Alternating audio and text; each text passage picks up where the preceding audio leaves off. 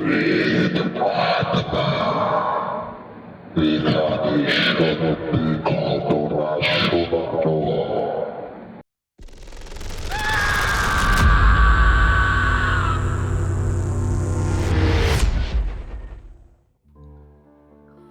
বন্ধুরা, সবাই কেমন আছো?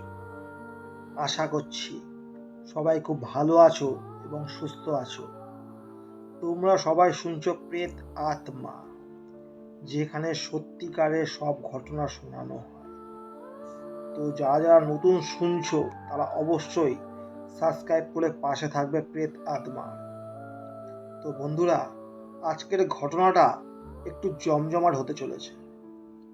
গ্রাম বাংলার বুকে সত্যি ঘটনা অবলম্বনে তৈরি আজকের এপিসোড। তো সবাই চুপটি করে বসে পড়ো, কানে হেডফোনটা লাগিয়ে নাও।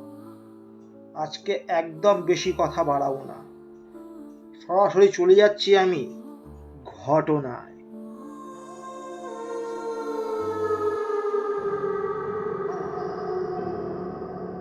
আমি সন্দীপ, আমার বাড়ি তালদিঘি। নামটা নিশ্চয়ই অনেকেই শোনা। যাই হোক, পুরো ডিটেলস আমি দিচ্ছি না। এই ঘটনাটা ঘটেছিল আজ থেকে প্রায় 10 বছর আগে। আমি যে জায়গায় থাকি সেই জায়গাটা পুরোটাই গ্রামের সাইড, পুরোটাই গ্রাম্য পরিবেশ। এমনকি সেই সময় কোনো রকমভাবে কারেন্টের ব্যবস্থা ছিল না সেই গ্রামেতে। তো ওইখানে একটা পুকুর ছিল।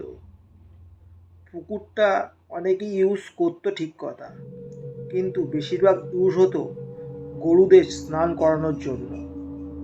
তো যার জন্য ওই পুকুরে আমরা কেউ ইউজ করতাম না। আর আমাদের বাথরুমটা ছিল আমাদের ঘর থেকে প্রায় 25 থেকে 30 পা হেঁটে গেলে তবে বাথরুম। আর বাথরুমের পিছনে ছিল একটা বিশাল বড় তেঁতুল গাছ। এই ঘটনাটা এই তেঁতুল গাছ আর একটা পুকুর নিয়ে। তো যখন খুব ছোট, আমি ছোট মানে 5-6-এ পড়ি, যেহেতু ওই এলাকাতেই থাকি, যার জন্য ভয় কি জিনিস ভূত কি জিনিস অতটা আমরা তোয়াক্কা করতাম না। কিন্তু বাড়ি থেকে আমাকে বলতো যে দেখ, সন্ধ্যের পরে এখানে ওখানে যাবি না, কোনো গাছপালায় উঠবি না, যেহেতু আমরা ছোট। তো এরকম একদিন চলে এলো সেই একদিন, আমার মাসির ছেলে হঠাৎ করে বাড়িতে ঘুরতে এলো গরমের ছুটিতে। তো আমরা দুই ভাই খুবই মজা করব যেটাকে বলে। তো রাত্রিবেলা একদিন গভীর রাতে আমরা কি মনে হয়েছে একটু বাইরে বেরিয়েছি ঘর থেকে, দেখবো বলে সত্যি সত্যি যে গাছে কিছু আছে কি না। তো যেমন ভাবনা ঠিক তেমনই কাজ। তো সবাই ঘুমিয়ে পড়েছে। আর তখন যেহেতু গ্রামের সাইড কারেন্ট ছিল না, যার জন্য বেশিরভাগ মানুষজন ঘুমাতো বাড়ির বাইরে, মানে বারান্দাতে মশারি টাঙিয়ে ঘুমাতো। আর ভালো ঠান্ডা হাওয়াও দিত। তো খড়ের চালের ঘর, কিছু কিছু টালির চালও ছিল। আমি আর আমার ওই ভাইটাকে নিয়ে আমি বেরিয়ে গেলাম ঘর থেকে, বেরিয়ে সেই পিছনে বাথরুমের দিকে। সেইখানে তেঁতুল গাছটা ছিল সেইখানে। কি বলবো বন্ধুরা, যখন আমি আর ভাই যাচ্ছি, জানি না কেন বিনা কারণেই গায়ের লোমগুলো দাঁড়িয়ে যাচ্ছিল। পাটা যেন কেউ টিনে ধরে রেখেছে, যেন হাঁটতে পারছি না। সামান্য একটু বাথরুমের দিকে যাব, তার জন্য যেতে পারছি না। আমরা দুই ভাই তখন দুজনকে বলা বলি করলাম। তো আমার ভাই বলছে, এ দাদা, আমার না হাঁটতে কেমন একটা হচ্ছে জানিস। আমি তখন বলছি, হ্যাঁ রে ভাই, আমারও না হচ্ছে। বলে একটা কোণে আমরা দুই ভাই একসাথে টয়লেট করে দিলাম। তখন দেখতে পাচ্ছি আর কোনো কিছু নেই, হাত পা ভারী কোনো কিছুই নেই। তো আমরা চলে গেলাম সেই বাথরুমের দিকে। গিয়ে দেখতে পাচ্ছি পুরো নিস্তব্ধ, শান্ত, কোথাও কেউ কিন্তু নেই। মানে কোনো ভূত পেতে কোনো আবির্ভাব আমরা দেখতে পাইনি, এমনকি বুঝতেও পারিনি। তো আমরা জানি কি এটা পুরোটাই মিথ্যে কথা। ভূত পেত তো সত্যি কোনো কিছুই তো হয় না, তাই না? এরকম একটা ভাব ভেবে আমরা দুই ভাই বললাম, এসব বেকার মিথ্যে কথা, চল ফের ঘরে গিয়ে ঘুমিয়ে পড়ি। সেই মুহূর্তে যখন পিছনটা ফিরেছি, হঠাৎ দেখলাম তেঁতুল গাছের মাথায় খুব জোরে শব্দ হচ্ছে। গাছের পাতা ঘষলে যে তেমন সাউন্ড হয়, মনে হচ্ছে যেন কোনো বাদুর টাদুর কিছু একটা গাছের মধ্যে টানা ঝটপট করছে। সেটা দেখে ঘাবড়ে যাই। ঘাবড়ে গিয়ে সেইখানে খানিকক্ষণ তাকিয়ে দেখি, কিছুই কিন্তু দেখতে পাচ্ছি না। সেই মুহূর্তে দুটো ঢিল আমরা দুই ভাই ছুঁড়ে দিই সেই গাছের দিকে, তেঁতুল গাছে লক্ষ্য করে। তাও কোনো সাউন্ড নেই। আমি তখন ভাবলাম যে তাহলে হয়তো এটা কোনো পাখি টাকি ছিল, হয়তো উড়ে গেল বলে সেই পিছন দিকে তাকিয়েছি। হঠাৎ দেখলাম যে পুকুরটা ছিল, পুকুরে দেখি জলে সাঁতার কাটা শব্দ হচ্ছে। মানে কি, কেউ যদি পুকুরে স্নান করলে যেমন শব্দ হয় ডুব দিলে, সেরকম সাউন্ড হচ্ছে। সেটা দেখে তো খুব জোরে ভয় পেয়ে গেছি। আর আমাদের বাথরুমের পিছন দিক থেকে পুকুরটা সেইভাবে দেখা যায় না।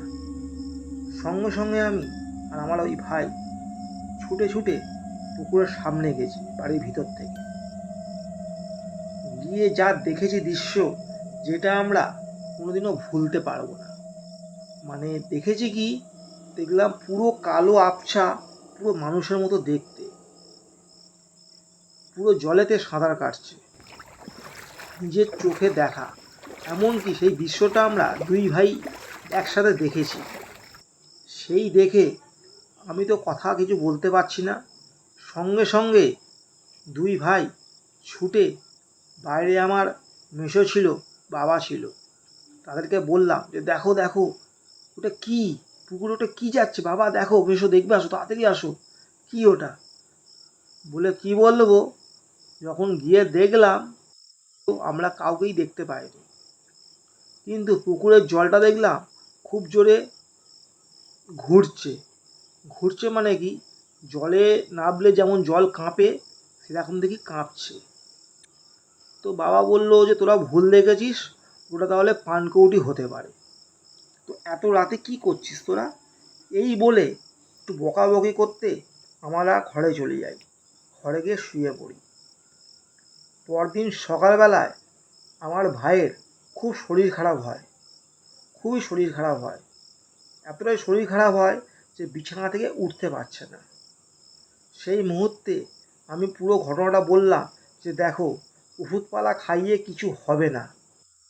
না, আমাদের পাড়ায় যে ঠাকুমাটা রয়েছে, সেই ঠাকুমাটা সত্যি কথা বলতে বন্ধুরা ভালো একটা গুণিন ছিল। জল পোড়া, নুন পোড়া, এমনকি আরও অনেক কিছু দিত। তো অনেকে বিশ্বাস করতো। তো আমার ভাইকে সেইখানে নিয়ে যাওয়া হয়েছিল। আমার ভাইকে শুইয়ে দিয়ে সেখানে কি করেছিল অনেক কিছু, অনেক কিছু বলতে একটা ঘটিতে জল নিয়ে সেই জল সারা গায়ে ছড়িয়েছিল দুব্বো দিয়ে। তো তার কোমরে বেঁধে দিয়েছিল কি একটা মাদুলি টাইপের, কোমরে একটা বেঁধে দিয়েছিল। আর তাকে বলেছিল যে এই সন্ধ্যের পরে যেন কোনো তেঁতুল গাছ, শ্যাওড়া গাছে যেন না যায়, যে জায়গাগুলো খুব খারাপ সেই জায়গার কথা বলেছিল। তো সেই সব করার পরে আস্তে আস্তে আমার ভাই সুস্থ হয়। তো এটাই ছিল বন্ধুরা ঘটনা। তবে এটা নিজের চোখে দেখা, এটা কোনো মিথ্যে ঘটনা নয়। নিজের চোখে আমরা দেখেছি, সেটাই আমরা তুলে ধরেছি। তো বন্ধুরা, আশা করছি ঘটনাটা তোমাদের খুব ভালো লেগেছে। তোমরা অবশ্যই কিন্তু কমেন্ট করতে ভুলবে না। তোমাদের কাছে যদি এরকম কোনো ঘটনা থাকে তো অবশ্যই আমার এই হোয়াটসঅ্যাপ নাম্বারে পাঠিয়ে দাও, আমি সেটা শেয়ার করে দেবো সবার সাথে। তো বন্ধুরা, তোমরা সবাই খুব ভালো থেকো এবং সুস্থ থেকো। আজকের মতো টাটা। আর যারা নতুন শুনছো তারা কিন্তু অবশ্যই সাবস্ক্রাইব করে পাশে থাকবে। Tata, good night.